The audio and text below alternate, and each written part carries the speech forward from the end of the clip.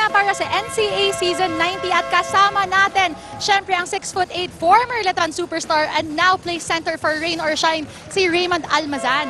Raymond, alam mo, every single time na nagdedelikado itong Letran sa mga pagsaksak-saksak nila, ikaw ang laging hinahanap. Meron ka bang tips na binibigay sa mga players ngayon?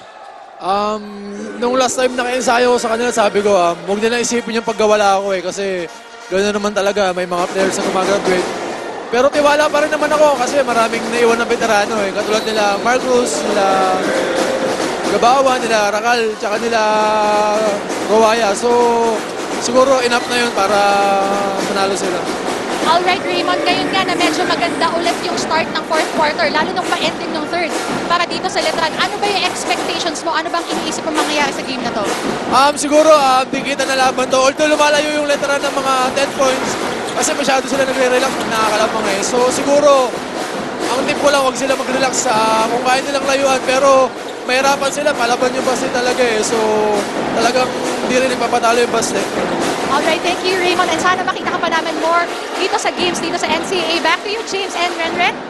Maraming salamat, Denise. And of course, last year's MVP, Raymond Almazan, with a lot of trust sa kanyang mga veteran teammates, sila Kevin Rakal, who knocks down the three. And immediately denying Jovit de la Cruz. Malaking bagay na nakikipractice pa siya sa Letran. Oo, malaking bagay yun. Kasi alam nila, siya yung MVP nila. So talagang taas to silang, yung respeto nila para sa kanya, nandun pa din.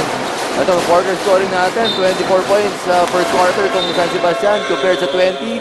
At 7 points sa second quarter ng San Sebastian. They were struggling in the second quarter kaya medyo nakalamang din ang Letran Knights na merong 19 points sa second quarter. Sa third quarter, 23 points para sa San Sebastian at Letran 19 points. De la Cruz trying to drive baseline, denied. Extra pass to the corner. Fabian trying to drive. But stepped out of bounds. Mahirap talaga doon ride sa baseline. Nandun na yung isang health yung baseline Letran 61, San Sebastian 54.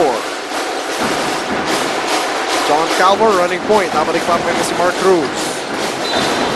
De la Cruz now defending Kevin Rakal. And immediately babalik ni Coach Topex Robinson. Ito si CJ Perez for more firepower. Kailangan na nila ngayon yan kasi fourth quarter na.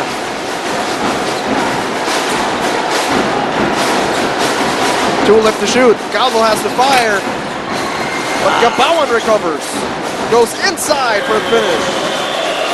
Mismatch sa ilalim kasi si Ortuzco yung kumukuha sa kanya noong that time. Nakuha niya offensive rebound at madali niya na i-shoot niya agad yung bola. 9-point advantage para sa Letran. Ito kontra Gabawan. Ito carving some space. He is fouled pero sideline inbound lang para sa Baste. Strong move coming from Ginto. Kaya natawagan ng foul. Buti na lang hindi siya tumitira ng original in the act of shooting. Kaya hindi siya nag-take ng 2 free throws.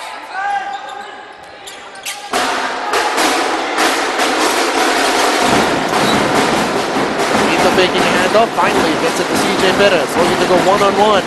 Steps back. Fires a three. Knocks it down. Step back 2-pointer coming from CJ Perez. Dami ng ginagawa ni CJ ngayon. And he is fired up para di sa Baste.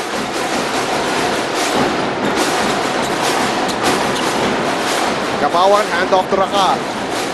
10 left to work with. K-Rax. Binigay kay Jamil Gabawan. High-low play. Ruwaya recovers. Off the glass and in. Good high-low play. Gusto ni Ruwaya, ganda ng pagka-steal niya. So, easy point for him underneath the basket. Both teams trading blows inside the fourth quarter. Perez sets up Ranzel Young for three. This is the shot. Alam niya Mintes, sinubukan niyang habulin. Calvo denied, but presence of mind to knock it off Ranzel Young.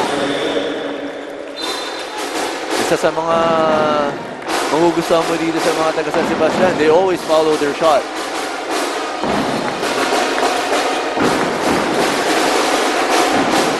To 57, Letran with the advantage contra sa San Sebastian.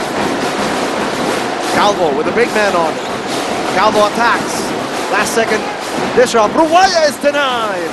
Ganda ng help defense ni Ginto, making his presence felt. Ortuaste, binigay kay De la Cruz. is fouled by John Calvo. Ganda ng transition defense ng Letran Knights. They're preventing the easy points na makukuha ng San Sebastian Knights. San Sebastian Stags. 6:46 remaining dito sa fourth quarter. Lamang ang Letran, 65-57. Back in a moment.